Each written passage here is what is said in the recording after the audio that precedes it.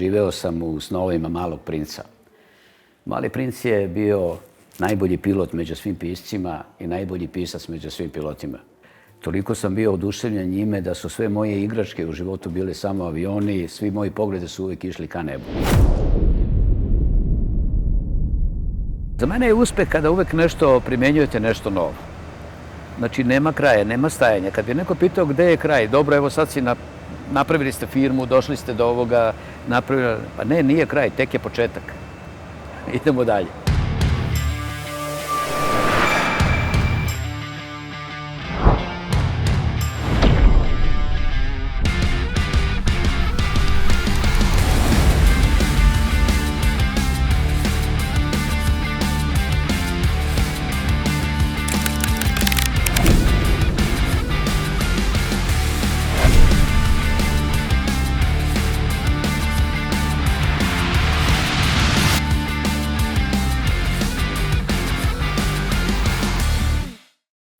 Idemo ka aerodromu, tačnije idemo direktno na aerodrom, međutim ne putujemo, idemo da vidimo jednu od prvih privatnih aviokompanija u regionu. Da vam pokažem kako danas, posle više od 35 godina, izgleda san jednog pilota koji je čitao Malog princa. I u šta se to danas pretvorilo.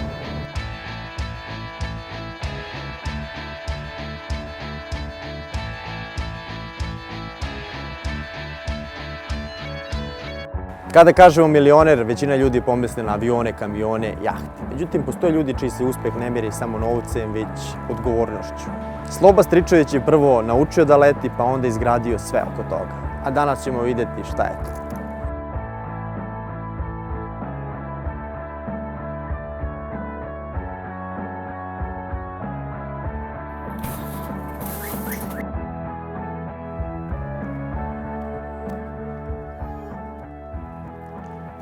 Dobar dan, Slobo. Dobar dan, Vlado, dobrodošao.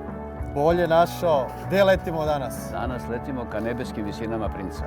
To je Može to. tako. Da vidimo koliko je porastao princ. Ajmo, od Malog princa pa do velikog. Ja.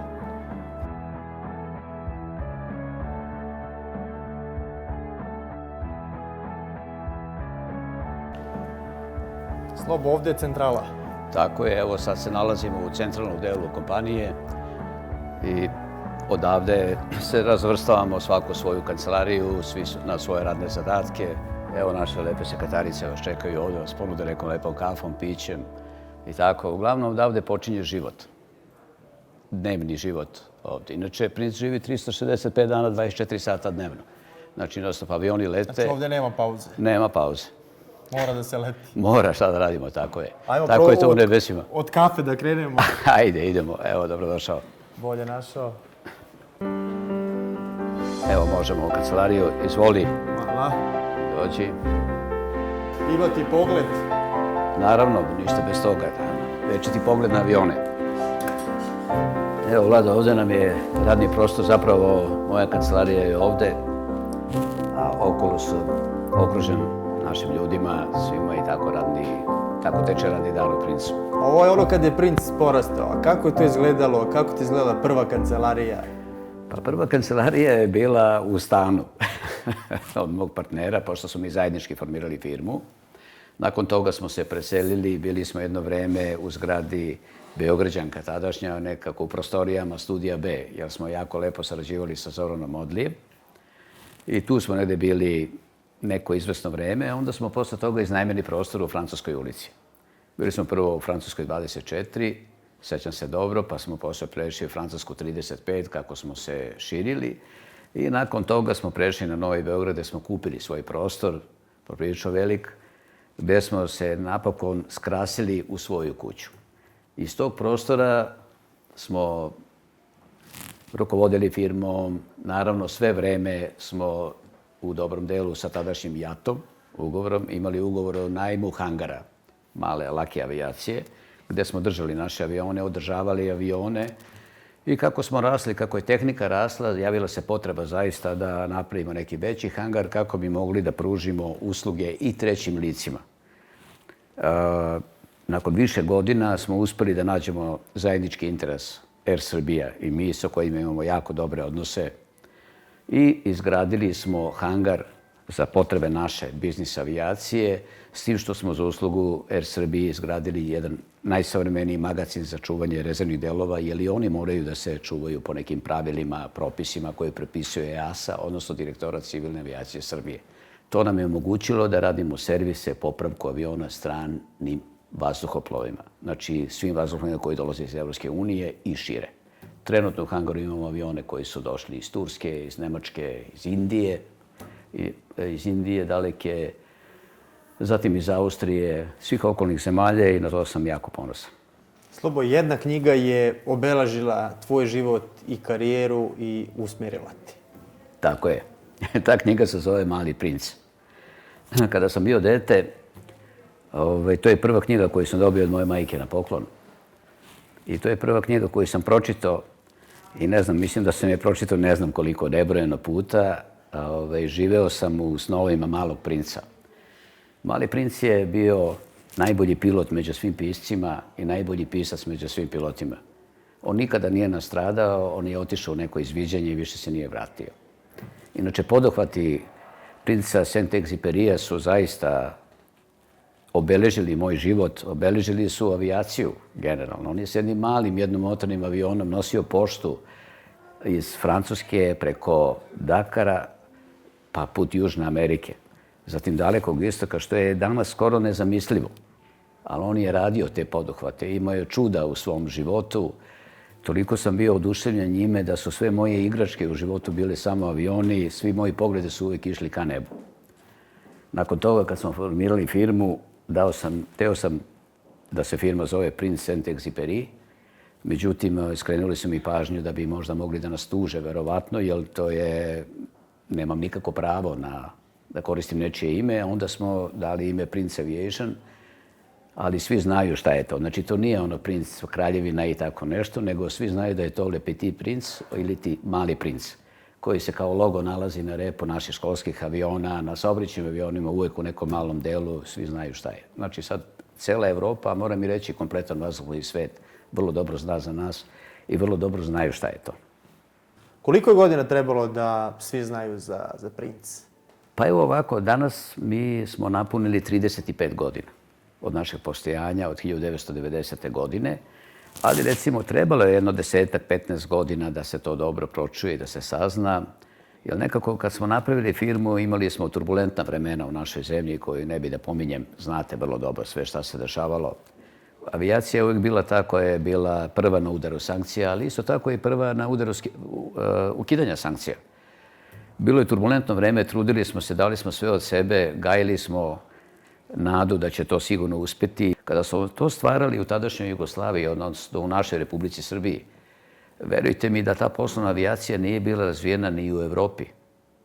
I Evropa je, poslovni avioni su uglavnom bili rezervisani za predsjedničke, prevoz predsjednika ili velike firme. Pa čak i velike firme, tako je, ili velike firme, ali nisu ih previše imali ni velike firme. Uglavnom su to bili državni avioni koji su se koristili za prevoz članova vlade, predsjednika države i odlazili su na razne ceremonijale ili već ne znam šta da kažem.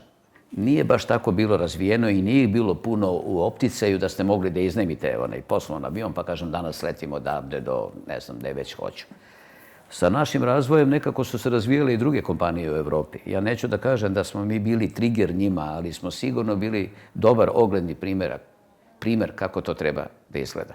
Znači, bilo je klijentele u Srbiji, u regionu? U početku je počelo. Znate kako, išli smo od vrata do vrata, pričali ljudima, obećivali kako treba da krenu. Uglavnom, neću nikada zaboraviti moj prvi klijent i tada čovjek koji je danas moj veliki prijatelj, jer tako smo se i upoznali, je bio Veselin Jevrosimović.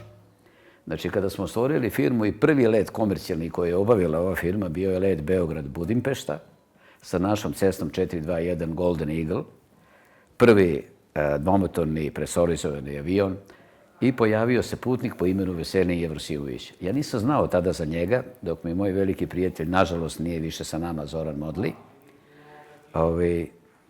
me zvao i rekao, znaš, striče, imamo, kaže, jednog klijenta koji hoće da leti. Rekao, znaš onog Veselina Jevrosimovića? Rekao, stvarno ne znam ko je. Pa kako ne znaš, ona najlepša reklama? Znaš one manekinke koje, kaže, bacaju loptu i on hvata? A rekao, kako da ne, znam ko je. Onda je Vesa došao, otišli smo za Budimpeštu i nekako se stvorilo tog momenta prijateljstvo među nama. A onda smo u Budimpešti imali jedan mali peh, avion je bio nov potpuno. U povratnom letu nisam mogao da startujem motor. Jedan motor startovan, drugi nije mogao. Rekao, ja kažem Vesi, Vesu, izvini, molim te, samo nešto malo, sigurno neka sitnica. Onda sam ja probao da vidim da to namestim, međutim, znate kako je Marfi, neće. Onda sam pitao tamo od mađarske tehnike da li mogu da nam pomognu. A oni su rekli da i treba par sati, a u međuvremenu Veselin je već obezbedio taksi prevoz do Beograda. Malo se... Znači, kupio kartu u jednom smeru. Kaže on meni, slušaj, striče, ja imam nešto jako važno, iako nije imao, međutim, naravno, sa razlogom se malo i uplašio, seo je u auto i otišao za Beograd. Mi smo se sutra vratili za Beograd. Naravno, Veselin je posle toga nastavio da leti sa nama i sve vreme, evo da kažem, 35 godina on leti sa Princom. Najveći nalet on ima Veselin. A onda tako iz našeg jednog dobrog prijateljstva, druženja, bili smo na nekom partiju zajedno, Riva partiju u Veneciji i posle toga na nekom doručku zajedničkom, kažem Vesi, zašto ne bi postao naš partner? Toliko godina si s nama, živiš sa nama, jako smo dobri prijatelji, ne vidim nijedan razlog da ne bi bio partner sa nama i pritom si ovo zavoleo.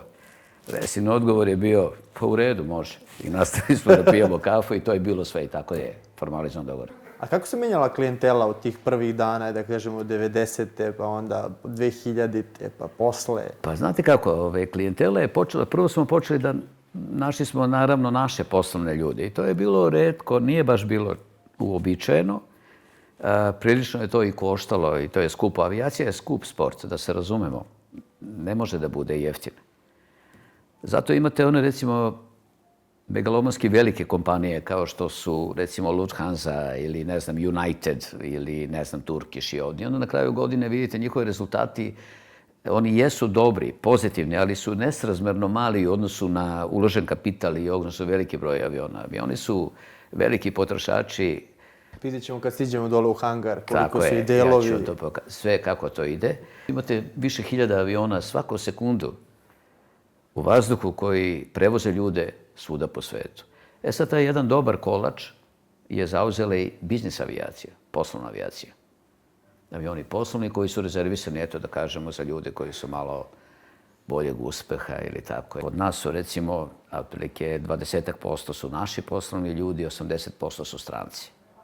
I dosta popularnih ljudi, ličnosti, taj svetski celebrity dosta lete sa nama. A kako vas nađu stranci? Pa, znate kako, u početku je to bilo jako teško da se promovišemo. U biznis avijacija funkcioniše malo drugojačije. Postoji neki sistem koji se zove Avinod i u tom sistemu se nalaze brokeri.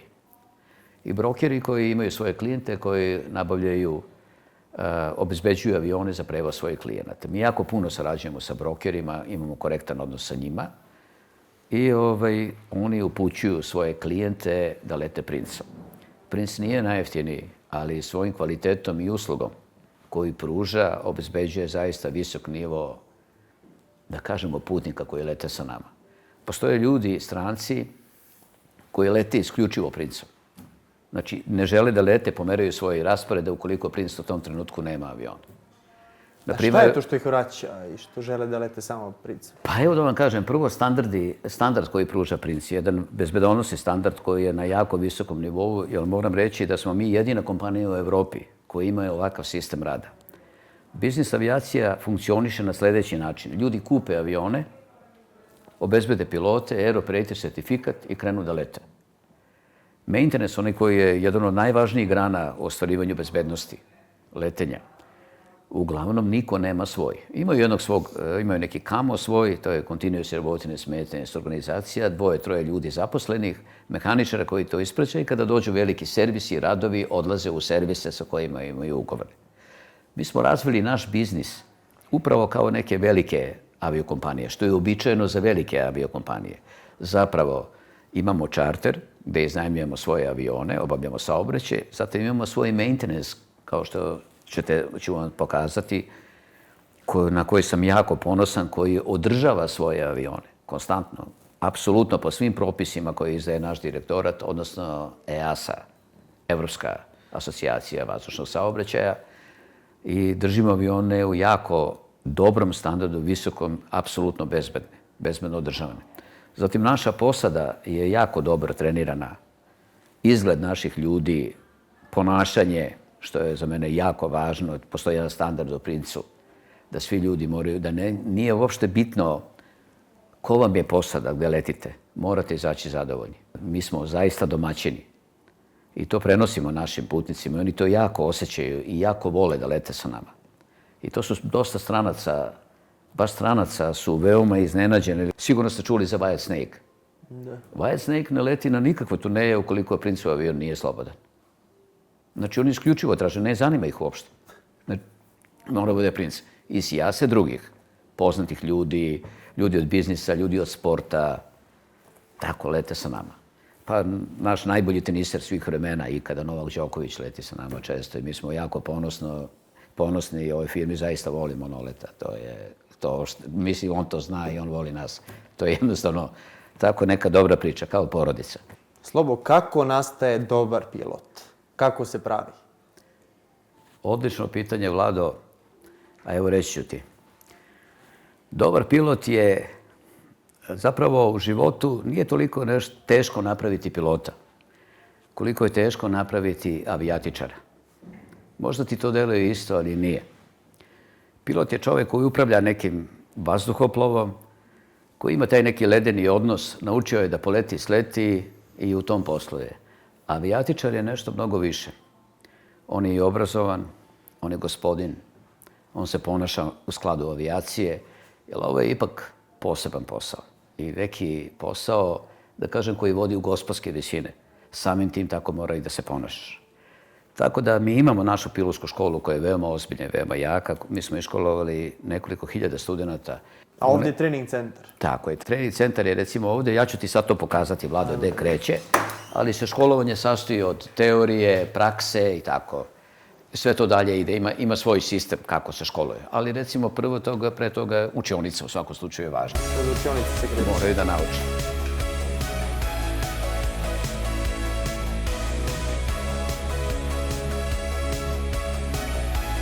Evo, Vlado, ovo je jedna od učionica gdje đaci kreću da saznaju, da dobijaju prva znanja iz avijacije.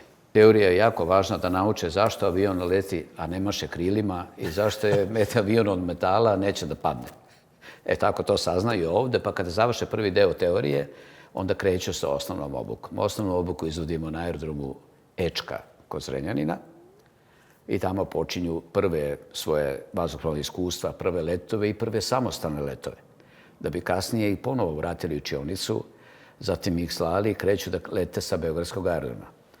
A koliko im treba sad od ove učionice do tog prvog samostalnog leta? Do prvog samostalnog leta. To se zove, prvo želim da kažem da naš trening uopšte i naša opšte shvatanje avijacije u Srbiji je jako oslonjeno na Francusku.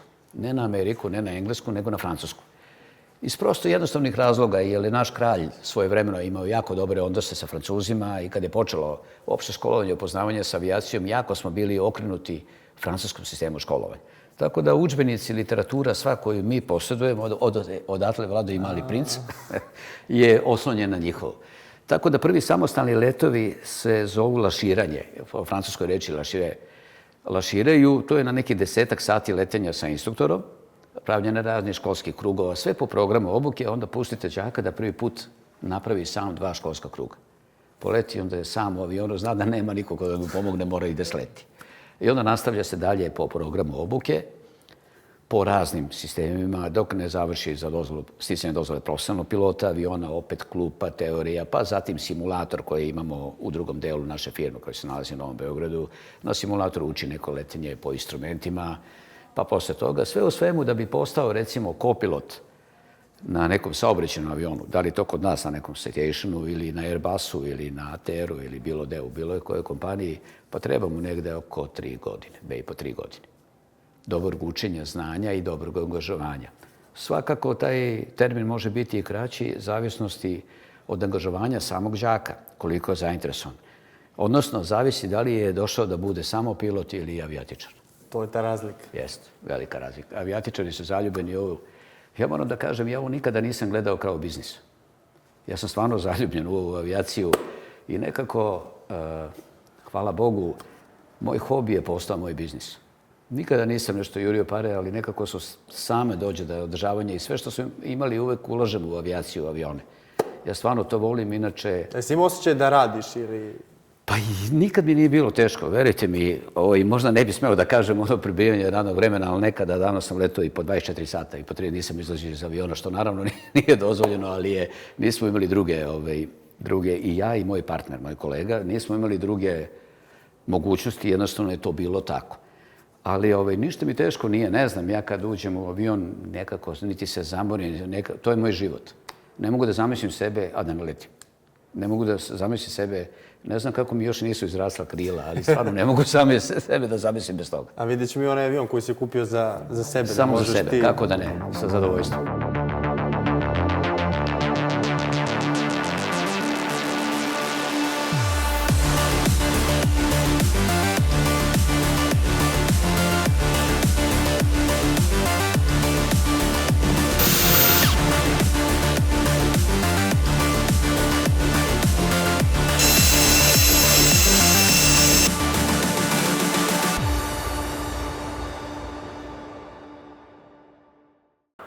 Ajmo da vidimo tešku mehanizaciju ili ti srce firme.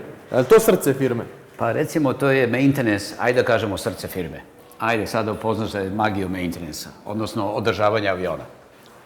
To je ono što obezbeđuje da se svi vozite bezbedno, da avion bude ispravan, da pilotima ne bude muka u avionu, da uživaju, da se ne bore sa nekim emergency procedurama, otkazima. Upravo ovi ljudi to rade. Vi ste prvo plaćali druge da vama rade održavanje, vidjeli ste to je ozbiljan trošak, ozbiljna investicija i rešili ste da to napravite kao biznis. Za sebe i za biznis. Tako je. Zapravo šta nas je nateralo na to? Imali smo, kao što sad sam ti rekao, Vlado, gore, da većina tih biznis kompanija imaju samo avione i ništa više.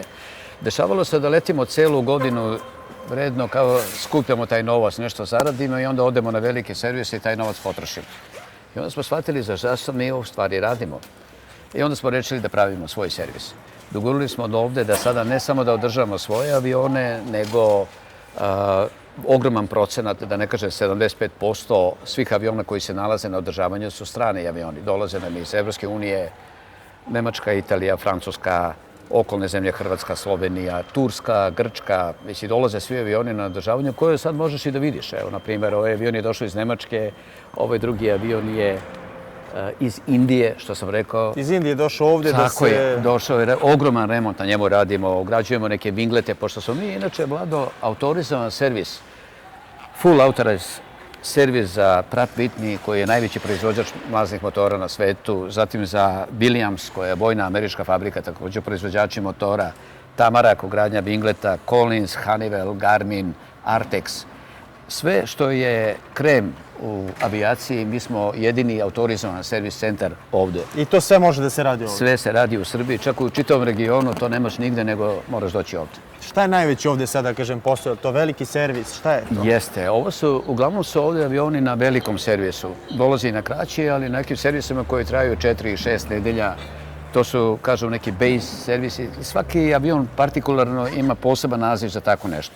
Naprimjer, Citation CJ, kao što je ovdje, ima neki CESCOM 10, faza 10, tako se zove. I to znači da ga avion raskupusate do temelja, da uradite sve, zamenite šta je neophodno, proverite, dotegnete šta god je već potrebno na avionu da bi ga vratili ponovo u plovidbeno stanje. Znači, avion ako se ne održava, on gubi svoju plovidbenost. Evo, recimo, ovaj avion ovdje je na ogromnim radovima.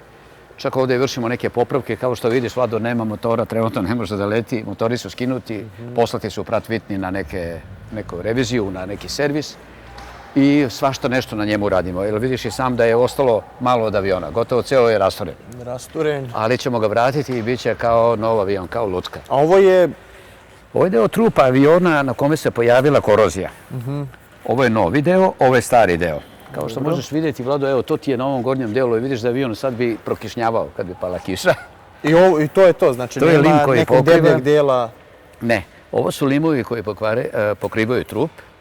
To ti je tako na Airbusu, na Boeingu, na Falconu, svima isti duraluminijum ide. Jer poenta jeste u tome da materijali na avionu budu što lakši. da ne bi morao da imaš presnažne motore, odnosno velike potrošače goriva, odnosno onaj koristan teret, a to su putnici. I ovaj bi bio u manjem broju. Manje bi mogao da nosiš ukoliko bi sam po sebi inicijalno bio mnogo težak. I to je dovoljno. A čemu služe ove rupice? Te rupice služe za pričvršćivanje dole. Jel vidiš ove kao linije? Evo ih ovde, Vlado. Jel vidiš gore ove metalne ove? Dobro. Kao prečke. I tu se zavrće. Aha. I recimo svaki avion ima više desetina hiljada šrafova na sebi. 90 km žice. Svašta nešto. Ali što je interesantno, recimo motor nose 2 šrafa. Evo ih ovde dole su. Cijel motor nose 2 šrafa. 2 šrafa, tako je. I ovde je više stabilizator pozadi kače, a levo 2 šrafa, jedan gore, jedan dole, evo ovako kao prst tanki šrafovi nose motor. I to je isto na Boeingu, na... Svima. I to baš i nisu neki debeli šrafovi, kako bi mi zamislili, ali tako. Takođe krilo nose 2 ramenjače, imaju 2 ramenjače oko koga se obrazuje krilo. U krilu ti je i gorivo, i komande, pumpe, svašta nešto je u krilo. Stajni trap, pogledaj točkovi. Stajni trap je takođe u krilo, isto se uvlači u krilo. I sve to se nosi, opet nose 2 ramenjače koje imaju po 2 šrafa. Po čega su ti šrafovi?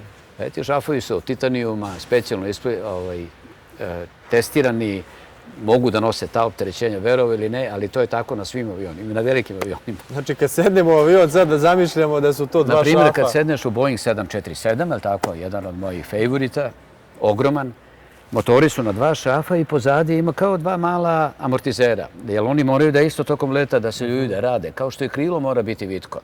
Jer kada krilo ne bi bilo vitko, ono bi puklo. Mora biti vitko da u turbulencijama i tako. To je posao aerodinamike. Ovaj deo, to je za prtljak. Jeste, ovaj deo je bagažnik, prilično velik u XLS-u i ovdje stavio stvari od putnika i ovaj deo nije presorizovan. Zapravo, ako bi vozio nekog kućnog ljubimca ili tako, on ne može da bude ovdje, mora da bude u putničkoj kabini sa putnicima zajedno, inače bi se ugušio ovdje. Ali ovaj deo, kao što možda vidiš, Vlado, evo odmah na početku, to je zadnji deo presorizovanog, zadnja pregrada presorizovane kabine. A šta znači presorizovano? To je kao što vidiš, odavde pa da napred, to je kao jedna mala kapsula u kome su smešteni putnici i posada. Motori svojim radom ubacuju vazduh pod pritiskom da bi na velikim visinama mogao da dišeš. Jer šta je problem velikih visina? Nemaš dovoljno pritiska, parcijalnog pritiska u alveolama pluća i ne možeš disati. Nije pitanje samo razređenog vazduha. Kiseonika svuda ima. Međutim, nema dovoljno tog parcijalnog pritiska u alveolama pluća i ne bi mogao dišeš, ugušio bi se. Počela bi hipoksija, ona može biti spora, može biti nagla. Da bi to mogao da dišeš i da normalno bitišeš, potreban je taj dodatni pritisak koji će nadomestiti pritisak sa zemlje. Da imaš, koji je organizam navikao da diše na zemlji, da može da diše na velikim visinama. I to je samo tamo u kapsuli? I to je ta kapsula. Znači, ta putnička kabina da sede putnici su u stvari jedna kapsula. Da li je to ovaj avion, veliki, manji, ali to je to. Svuda isti princip. Postoje avioni školski koji nisu presorizovani, ali oni zato ne idu na te visine. Do nekih 3-4 hiljade metara, čak i do 5 hiljada može da se ode, naravno istrenirani ljudi, ali recimo ja sam sad bio na skijanju u Chamonixu u Francuskoj i tamo ima jedna žičara koja ide u nacionalni park Mont Blanc i odlazi na 4000 metara, 3860 metara. Ja sam otišao gore, ja sam utreniran, meni je lako, ali sam vidio dosta ljudi kojima je bilo loše, jer je nedostatak toga i tražili su da se vrate što pre dole. Tako ti isto avion. Znači mora da ti omogući, motori ubacivanja vazduha omogućavaju taj diferencijalni pritisak da poraste da bi mogao normalno da dišeš. Spomenuli smo koliko je to skup sport. Ajmo čisto da ubacimo neki red veličine, farbanje aviona. Koliko to košta jednog ovakvog aviona? Pa evo, farbanje, uopšte na avionu je zaista sve skupo. Evo počet od jednog najjednostavnijeg dela. Jedan aparat za espresso na avionu. Hajde, Vlado, šta misliš koliko može da košta? Aparat koji ti pravi espresso kafu. Pa i ako je mnogo 10.000 evra ili? Pa košta čak i do 100.000 evra. Da kažem zašto. Taj aparat su 100.000 evra ne znači da je nešto specijalno dobar, jer u svakoj Boschovoj radnji ili ne znam već koje god firmi za 300-400 evra možeš da kupiš bolji aparat. Znači nije vrhunski espresso. Znači taj aparat, pa espresso je dobar, ali taj aparat radi na struju od 28 volti, on je sertifikovan, posebno bezbedan, ne može da izazove požar, kratak spoj, bilo šta, znači testiran je, jer sve što je na avionu mora biti odobreno da bude po standardima FAA, EASA i našeg direktorata, pravila naši koji striktno prate pravila EASA, jer to važi za cijelu Evropu. Praktično, šta je EASA i šta je FAA? Postoje 4 najveća ta zakonodavna tela na svetu. U Americi, naravno, broj 1 je FAA, Federal Aviation Administration. Po njih gore i Kanada ima svoj deo, ali oni su, da kažem, gotovo jedni. Zatim Južna Amerika, Evropa i ostale regije u svetu. Znači, sad ako radimo indijski avion, on ne bi mogao doći kod nas na radove ako mi nismo EASA approved. Onda Indija, pošto prihvata EASA, oni dođu i samo izvrše letimični ček i daju nam odobrenje da radimo na avionu zato što smo EASA approved. A da nismo EASA approved ne bi mogli da radimo. Tako da sva ta pravila koje dolaze su jednobrazna i veoma su striktna i stroga. Ništa na avionu ne sme da bude što bi postojalo 1%, koje bi imalo 1% mogućnosti da ugrozi bezbednost leta, živote ljudi. Tako da je to tako u svim avionima. Dakle, pričao sad, evo, uzeli smo taj primjer farbanja. Koliko košta jedno farbanje? Pa evo da ti kažem, kod nas recimo ne košta toliko, ali recimo farbanje možda bude do 200.000 eura od aviona. Gde je sada problem? I sada ekologija u svetu. Recimo na zapadnim zemljama, kada dođeš u recimo jednu Nemačku da ofarbaš avion, to je najgore što može da se desi. Zato što ovu farbu koju oljuštiš sa aviona negde moraš da odložiš. To skladištenje možda košta 100.000 eura. Šta je to, nuklearni otpad? Skoro tako, ali veruj mi da je tako. Ekologija je otišla tako daleko da vode strogo računa o svemu. Inače, na avionima, Vlado, za $1.000 ne možeš da kupiš ni nalepnice. Koliko onaj šraf? Koliko košta onaj šraf? Onaj titanijevski. Znaš šta, ja ću sada pogledati da li ga ima negde ovde da vam pokažem. Ali sad ću zamoliti nekog naših mehaničara, košta basnoslovno, ne znam tačno, ne bi da lupim, ali košta jako puno. Ali evo sad ću da vidim da li ima, samo jedan dođe na sekund ovde. Aj probajte da nađete onaj white pin šraf, onaj koji nosi motor. Negdje, jel imate to negdje? Ajde, donesite ga. Evo sad će naša tehnika da proba to da nam donese. Sad ćemo da vidimo da vidite taj šraf, da ga snimite, da znate čuveni šraf. Šta nosi motor. Da vidite. Tako da ovdje, evo ovdje je serijal motor aviona, na primjer Citation XLS također, koji će izaći sutra, je gotov servis na njemu veliki i od subote ulazi u saobraćaj. Znači on je spreman? Jest. To je vaš avion? Jest. Ovo je avion Prince Aviationa, evo dolazi i ovdje su mnogo sajli, mnogo komandi, mislim, ovo je konstrukcija aviona, kako se pravi avion. Avion je prilično kompleksna stvar, što možeš da vidiš. Da, a ovo je dizelica koja... Ovo su dizelice koje drži da se avion ne prevali, jer za svaki avion moraš imati dizelice kako da ga podigneš. I postoje posebne tačke na avionu gde on može da se diže. Ne možeš tek onako, ja ću da ne probušiš krilo, da ne ovde. Tako da neke alate smo čak sami razvili. Jer u našoj državi ima dobri firmi, možda ljudi ne znaju, koji rade, recimo razvijaju alate i prave za Airbus alate.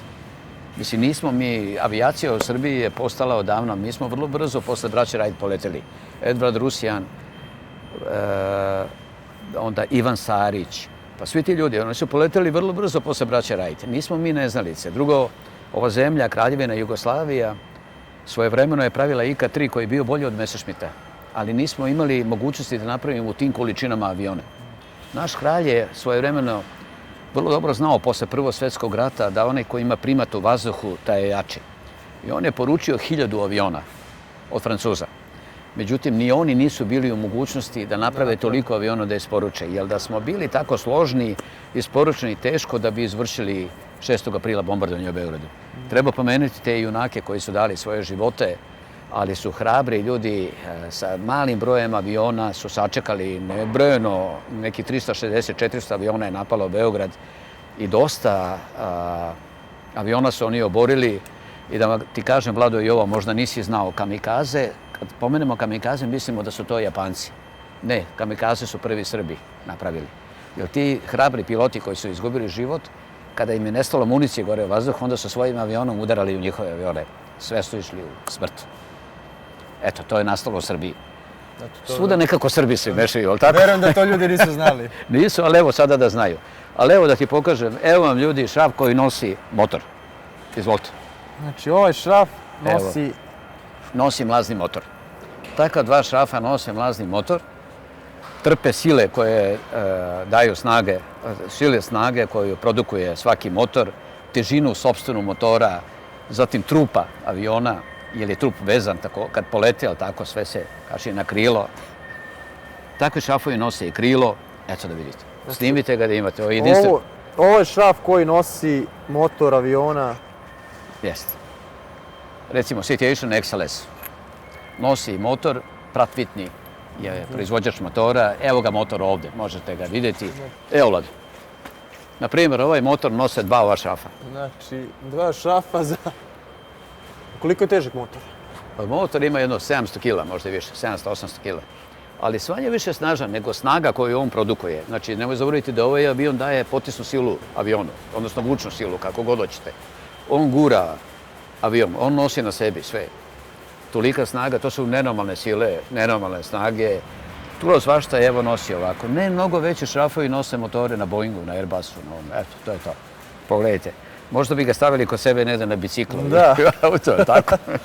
Ali evo, svaki šraf ima svoju karticu, ima sve da je skinuti, tačno se zna. Evo radio. I ovaj avion, kad mu ne daj Bože otkaže motor 1, dobro, može na drugom motoru... Tako je. Ovaj avion ima izuzetno snažne motore, jako puno potiska po kilogramu težine.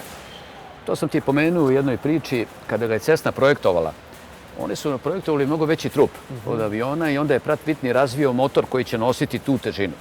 Onda se u Cessna promenili su sistem i smanjili su trup, ali je snaga motora ostala zaista na tom nivou. I ovaj avion po kilogramu težine, ja ne znam da li ima pandam u svetu aviona koji ima više snage po kilogramu težine. Inače, najsnažniji motor koliko ja znam do sada je napravljen, mislim da ga je uradio General Electric i da se nalazi na avionu Boeing 777. Ogroman avion koji nose 2 motora. Kao sada Airbus 350, mislim da su to slični motori. Ali generalno vlazni motori su puni snage. Savremena tehnologija otišla toliko daleko da je to više nemerljivo. Kraja nema. Zapravo, kako kažu, nebo nema granice. A ti voziš sve avione? Ili si vozio sve avione ovdje? Ne, ja ne volim tu reč vozio, i automobili se voze. Ja letim sve avione koje vidiš ovdje. Letim i Falcona, i Citationa. I koji je omiljeni? Pa ja volim sve avione. Ja volim od ovog malog jednog motornog da letim. Od Cessne male 172 pa do malog Tecnama pa do Falcona. Sve su mi omiljene avione. Ajde da kažem nekako da mi je Falcon.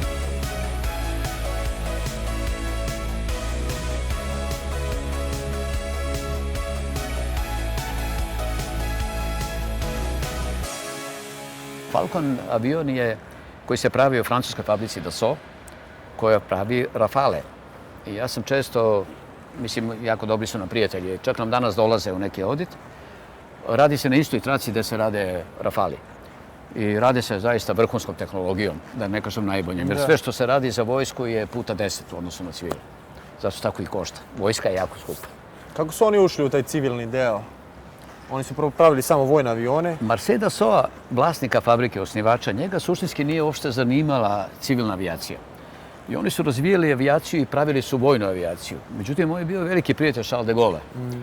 I posle toga Charles de Gaulle je tražio od njega da mu napravi avion, Dassault, francuski avion, jer nije želeo da putuje po svetu američkim avionima ili bilo kojim stranim avionima. Kao što se vozio u onoj Aikuli popularnoj, Citroenu, tako je tražio. I praktično pod pritiskom Charles de Gaulle je Marcel Dassault pristao i napravio je prvog Falcona.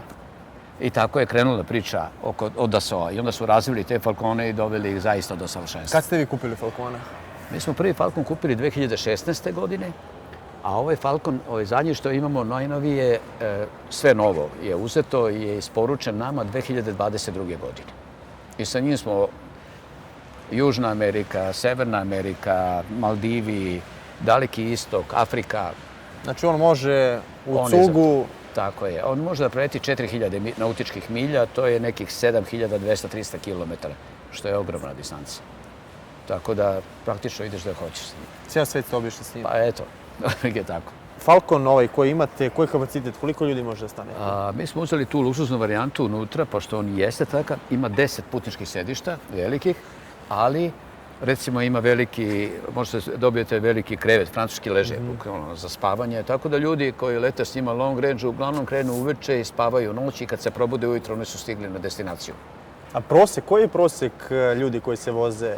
Pa sve kad okrene čovek, kad pogleda, mi smo došli da je neki prosek, kad saberemo sve broje putnika i podelimo sa letovima, 2,5 putnika po avionu. Eto. Mislim, uglavnom dođe, recimo ide jedan čovek ili dvoje ljudi, poslovne sastanke reke imaju, uglavnom to rade, vrate se Sad neki put porodice idu na skijanje ili idu na more i to se desi par puta godišnje, ali generalno, da li je light jet ili je mid-size ili heavy jet, prosjek je neki 2,5 putnika, uglavnom, business class. Ulazimo u pa koji? da vidiš. Ovo je avion tipa Cessna Citation XLS Plus, tako se zove, ili zvanična oznaka Cessna 560 XLS Plus. Veoma popularan, da ne kažem najbolji mid-size cabin avion ikada napravljen na svetu. Kompletno tržište svetsko su oni preplavili, veoma pouzdan, popularan, ugodan, udoban za putnika. Još ofarban, sad spreman. Evo sad smo uradili upravo na njemu veliki servis i nešto smo još zafarbali napred, pošto se dešava da farba ponekad put pukne i tako. To je potpuno normalno, jer avion radi sve vreme, on je živa stvar.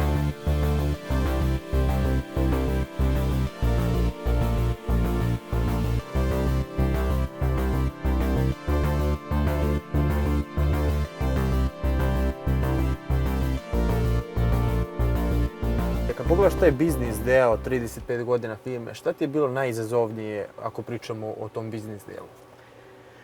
Pa znaš kako, najizazovnije je uvek u svakom slučaju kako opstati, preživjeti i nešto stvoriti, akumulirati, doći do novih sredstava, ostvarivati nove vizije, odnosno imati nove vizije i ići putem tih vizija. Ali generalno moramo da akumuliramo svoje snage zajedno sa ovim timom ljudi, jer sve je sistem, sve je sprega. Ne možemo bez maintenance-a, ne možemo bez treninga, kao što ne možemo bez kvalitetnih i ne možemo bez kvalitetnih putnika. Na posledku od tih putnika koji koriste naše usluge mi živimo. I ljudi koji koriste, recimo mi moramo da podržimo sve ljude koji imaju avione, strance koje dolaze kod nas na servis. O čemu se radi? Da što kvalitetnije im popravimo, servisiramo avion u što kraćem roku. Jer i oni moraju da rade da bi zaradili. Razumete, to je jedan prosto kao krvotok, sve tako živi. Tako da svet avijacije, koliko god deluje velik, je suštinski mali. Mali procenat ljudi u svetu se bavi time i mi se nekako svi znamo među sobom. Uglavnom, vazduhoplovna industrija je suštinski mala, koliko god deluje da je velika i ljudi se nekako prepoznaju, znaju među sobom i mi imamo neki zajednički cilj i svi se borimo da bi preživjeli. To tako ide.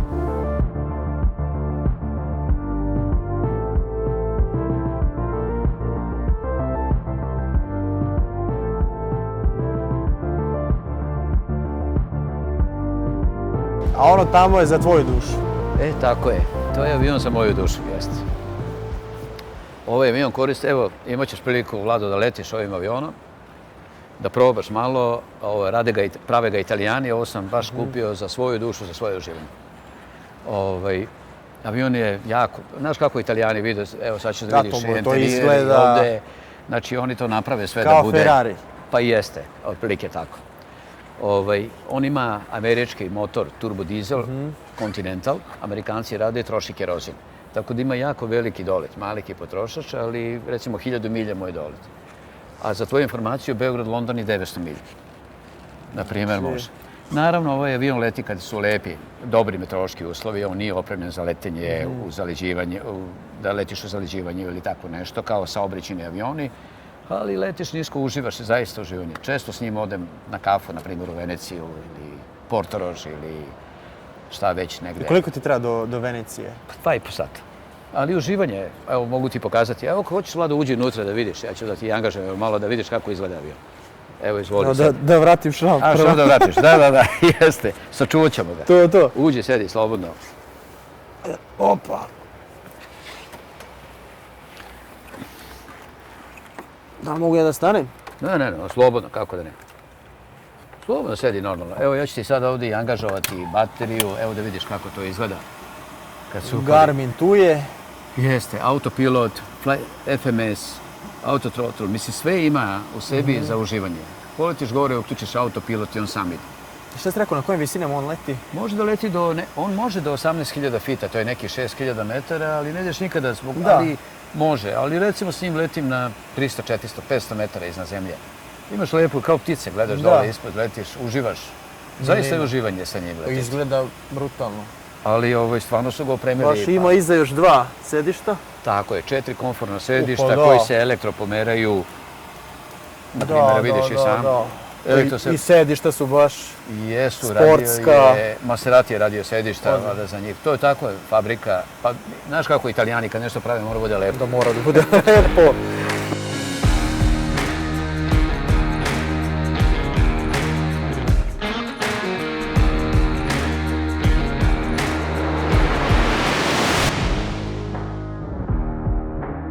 Kad je sloboda bila veća? Kad si imao jedan avion na početku ili danas?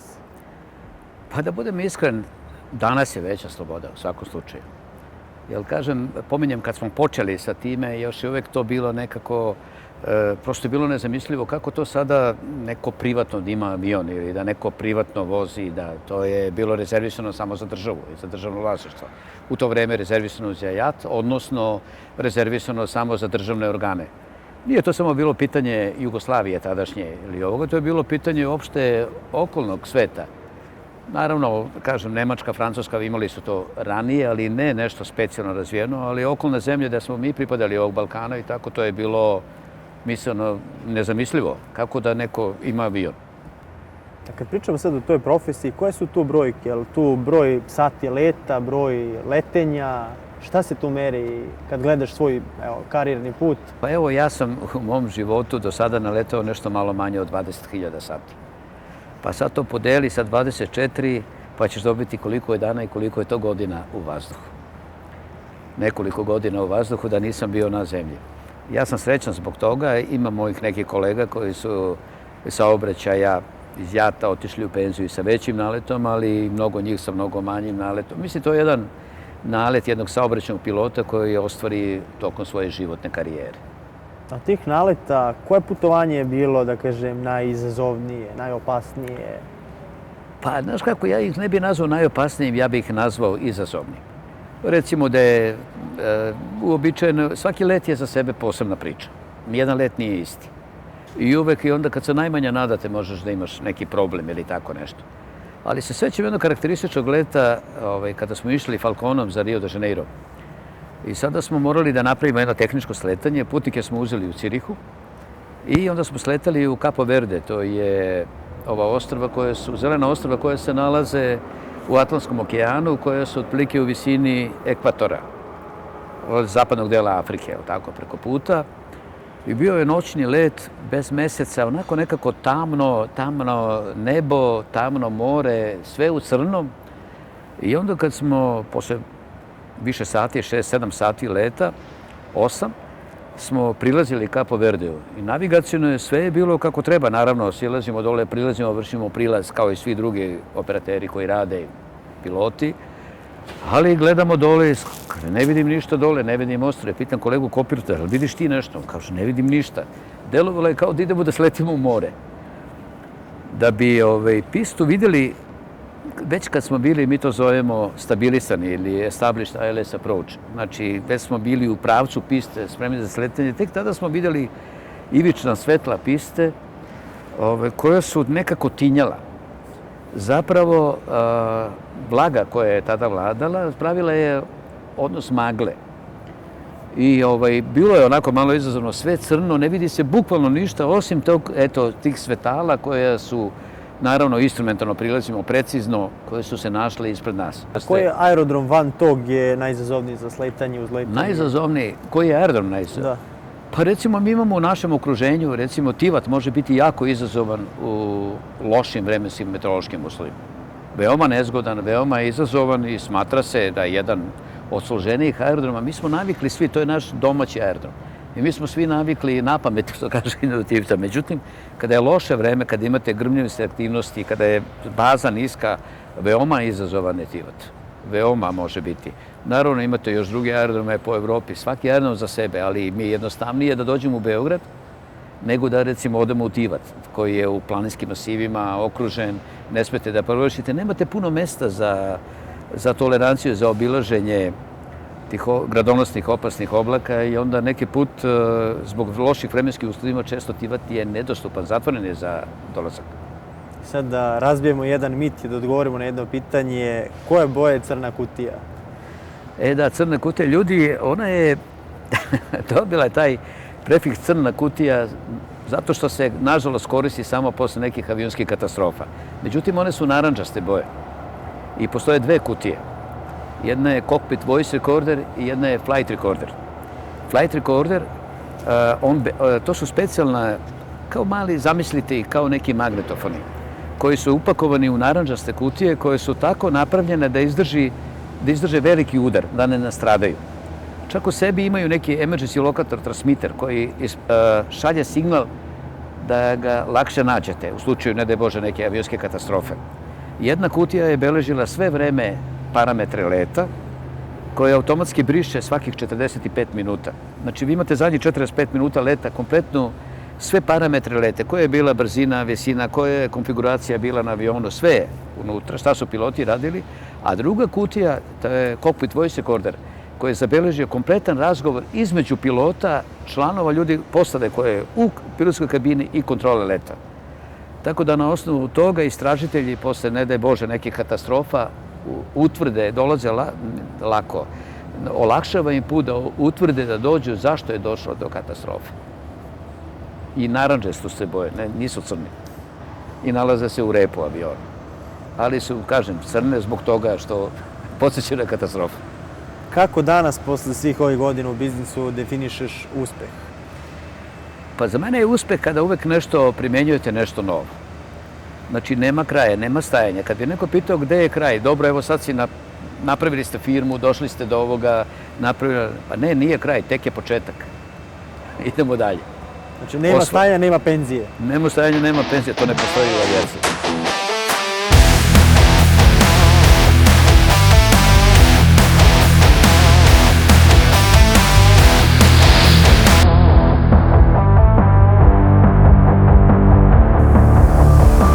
Cena kao iz Top Gun. Da, sad upravo tako, jeste.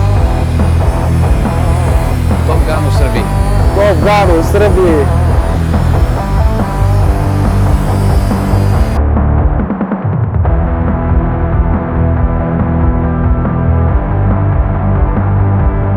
Slobo, firma je iz Srbije. Jel ste nekada imali probleme, ljudi, stranci, neće da rezerviše zato što je iz Srbije, nemaju poverenje? Moram da kažem da nam se i to dešavalo isto. To je bilo davno, do duše, ne sada, ali nam se to zaista dešavalo. Naprimjer, imali smo jednog veoma važnog putnika iz Maroka, to se sećam kao dan danas. Iz Marakeša išao je za Cirih. To je neka kraljevska porodica bila i oni su sve revisali i kada su rekli da im pošaljemo onaj predračun fakturu, kad su vidjeli da je iz Srbije, želeli su da odustanu od leta. Kao ne, ipak nemaju poverenja. A onda je broker, Švajcarac, koji nas je već više puta angažao, on ih je molio, on im je rekao, nemojte ljudi, molim vas, oni su Švajcarci za Švajcarce. Kaže, probajte ih, ukoliko ne budete zadovoljni, ne treba da platite ništa, verujte mi, oni su Švajcarci za Švajcarce. I oni su pristali. Ja sam bio na tom letu, otišli smo tamo, sačekali smo, čovjek je toliko oduševljen da su posle toga nastavili redovno da lete sa nama. Slobo, je li ovo ona vizija koju si imao pre 35 godina? Jesi to sanjao? Pa upravo tako. Eto, to je ta vizija i to je neko ostvarenje mog sna. Tako da evo, šta mogu da kažem, sami vidite. Ono čime sam ponosan, prepoznale su najozbiljnije firme iz sveta, su prepoznale dobro Prince Aviation i kao što gore možete da vidite, mi smo ovlašćeni servise za Cessnu, Pratt Whitney, Williams, Collins, Garmin, Tecnam, Midcontinent, Artex, Comat i Tamarak. To su najjače, najznačajnije američke firme. Bez njih je nemoguće napraviti avion. Da li je to pitanje motora, da li je to pitanje opreme ili sve. Bilo koji avion na ovom svetu koji leti mora da ima nešto od njih. I mi smo ponosni da smo Full Authorized Service Center potpuno ovlašćeni od njih po standardima FAA, EASA, naravno naših sertifikata i da u tom smislu i radimo i popravljamo avione. Imaju veliko poverenje u nas. Slobo, znaš, naši ljudi kad gledaju automobile, pa neki dobar auto, koliko troši ovo? Koliko troši ovaj avion? Pa zavisi kako koji avion, ali ću ti reći, na primjer, evo, konkretno, recimo light jet, ajde da pođemo od njega. Znači, od Beograda do Pariza, na primjer, da leti, trebamo nekih 3 sata, 3 sata i 15-20 minuta, on je malo sporije, on je Citation CJ i potrošio bi negde oko 2 tone goriva. Recimo, XLS bi stigao brže i potrošio bi slično. On troši više po satu, ali je značajno brži. I onda bi stigao za 2 sata. Za 2 sata i 10 minuta i isto bi potrošio oko 2,5 tone. A ko je najveći potrošač od ovih? Pa najveći potrošač je Falcon u svakom slučaju, ali on najviše i nosi, najviše tereta nosi, jer su to i najsnažniji motori su na njemu. Što je veći motor, troši više goriva. Ali je Falcon najbrži avion u svih, a njemu do Pariza treba sat i 40 minuta. A gorivo i sve je u krilima, ali tako? Tako je. Svo krilo je, s tim što recimo na Falconu, pored krila, postoji takozvani centralni rezervoar koji se nalazi u trupu i on je bukvalno u visini krila i još jedan deo, zadnji deo trupa. I postoji specijalan kompjuter koji kontroliše potrošnju tog goriva. Zapravo on ne dozvoljava da dođe do debalansa ili tako nešto. Čovek ne utiče na to, nego on taj kompjuter, fuel control unit to radi i kontroliše na taj način bezbedno letimo. Naše je samo da sipamo gorivo, da imamo dovoljno goriva, da ne ostanemo bez goriva u vazduhu.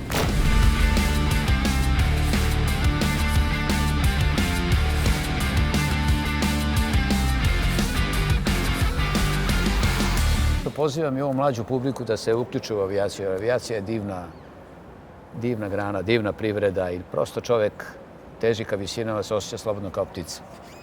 Odnosno kao mali princ. Drago mi je što će naša publika imati prilike da vidi ovaj ponos. Slobo, hvala što ste nam bili danas domaćin.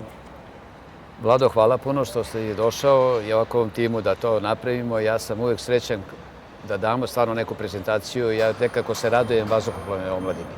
Dođu što više. Hvala, Vlado. Hvala.